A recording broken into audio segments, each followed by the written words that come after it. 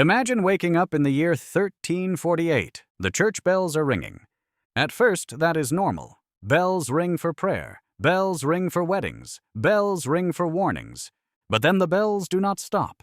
They ring in the morning. They ring at sunset. They ring so often that people stop asking who died and start asking who is still alive. Doors are shut.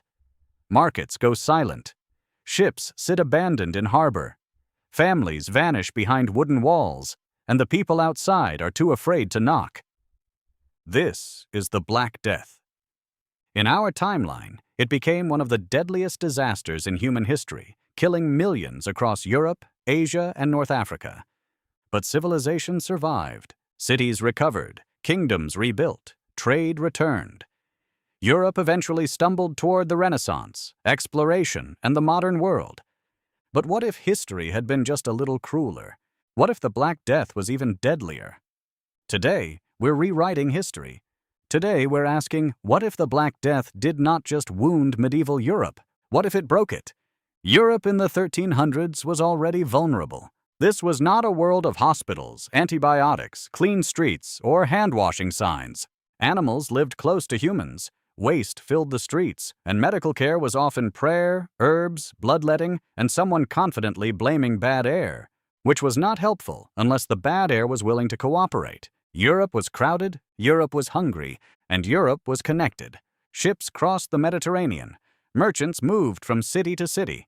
Caravans carried goods across trade routes, and disease loves a connected world with terrible sanitation. By 1347, plague had reached Mediterranean ports. Ships arrived carrying more than trade goods. Sailors were dying. Rats hid below deck. Fleas moved from host to host. Once the disease reached land, it spread fast.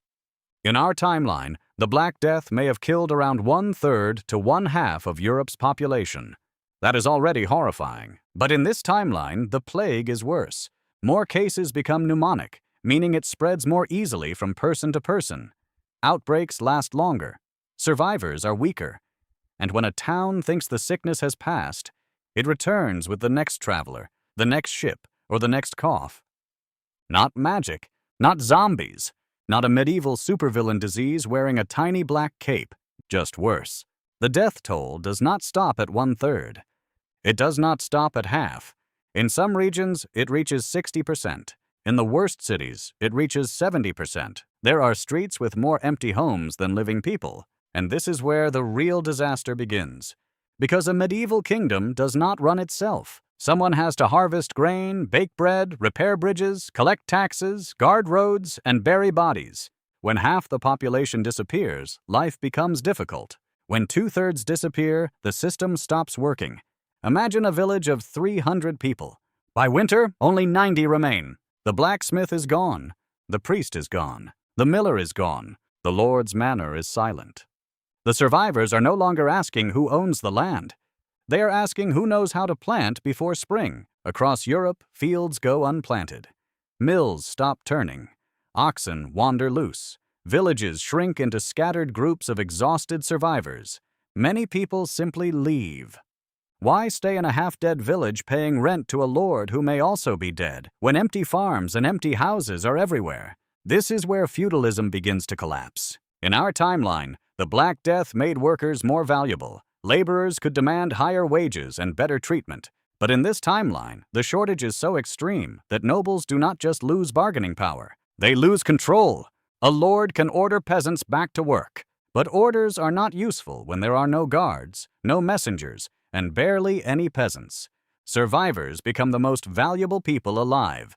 A blacksmith keeps the tools working. A farmer is the difference between a village surviving winter or disappearing forever. A midwife is essential. Power shifts away from old titles and toward people who can actually keep communities alive. But this does not create peace. People panic. They blame foreigners. They blame sinners. They blame the stars. They blame each other. Because even during the apocalypse, humans remain very committed to being humans. Violence spreads. Bandits roam abandoned roads.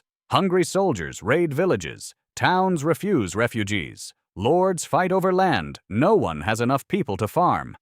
Then comes the second great collapse. The church. In medieval Europe, the Catholic Church was not just where people prayed. It was the center of education, records, charity, law, and daily life. But the Church is dying too. Monasteries lose monks. Villages lose priests. Bishops die before replacements can arrive. And people begin asking a dangerous question.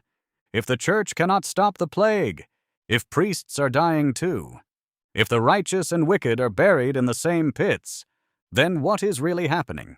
In our timeline, the Black Death weakened the Church's authority.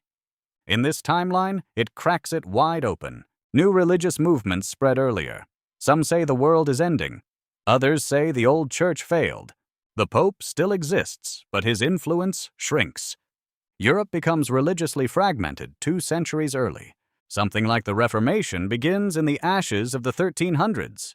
Kings are not doing much better. Their tax collectors are dead. Their armies are underfed. Their nobles are ignoring them.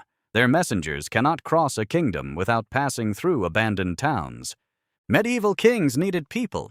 People to farm. People to fight. People to pay taxes. People to believe the crown mattered. Without people, a crown becomes a shiny hat with stress attached. France fractures. England pulls inward.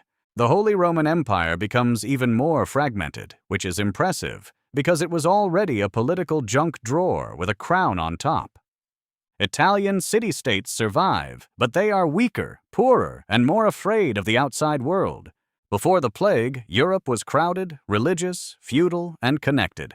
After this deadlier plague, Europe is emptier, poorer, suspicious, and local. And that changes the future. The Renaissance needs cities, money, trade, scholars, artists, and wealthy patrons who can afford paintings instead of emergency grain. But in this timeline, many of those cities are broken. Banks are weaker. Patrons are dead or broke. Artists are not painting grand ceilings. They are trying to find bread. The Renaissance may still happen eventually because humans are stubborn and creative, but it comes later. Europe enters a long recovery. Forests reclaim farms. Wolves return to old roads. Castles overlook villages that no longer exist. By the late 1400s, Europe is recovering. But it is not the same Europe. It is more decentralized, more suspicious of authority, less controlled by old noble families, and more shaped by local leaders who earned power by keeping people alive. Then comes the biggest domino, the Age of Exploration. In our timeline, European kingdoms crossed oceans, built empires, and reshaped the world. But in this timeline, Europe is not ready. Spain and Portugal are weaker, shipbuilding is slower, populations are smaller, kings have less money, fewer sailors are available to risk their lives crossing the Atlantic. So Columbus does not sail in 1492. Maybe Europe does not seriously push west until decades later, and that delay changes everything. The Americas get more time. The Aztec Empire, the Inca Empire, and countless indigenous societies continue developing without immediate European conquest. This is not a perfect world, but it is a different world. When Europeans finally arrive, they are not confident conquerors from a booming continent. They are survivors from a wounded one. Fewer ships, fewer soldiers, less money, less unity. Colonization becomes slower, messier, and far less certain. Meanwhile, other powers gain room to rise. The Ottoman Empire faces a weaker Europe.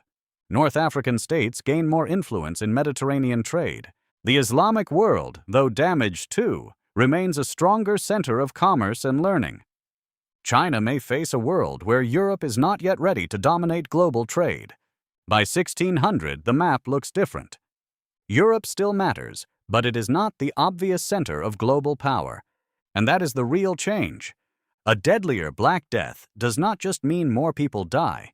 It means the survivors inherit a different world, a world where labor becomes power. Kings weaken faster. The church fractures earlier. The Renaissance arrives later. The Americas wait longer, and Europe does not step onto the world stage as the unstoppable giant of the 1500s. It limps there, wounded, changed, still alive, but no longer the same. In our timeline, the Black Death nearly broke the medieval world. In this timeline, it finished the job. Europe survived, but it did not rise the same way.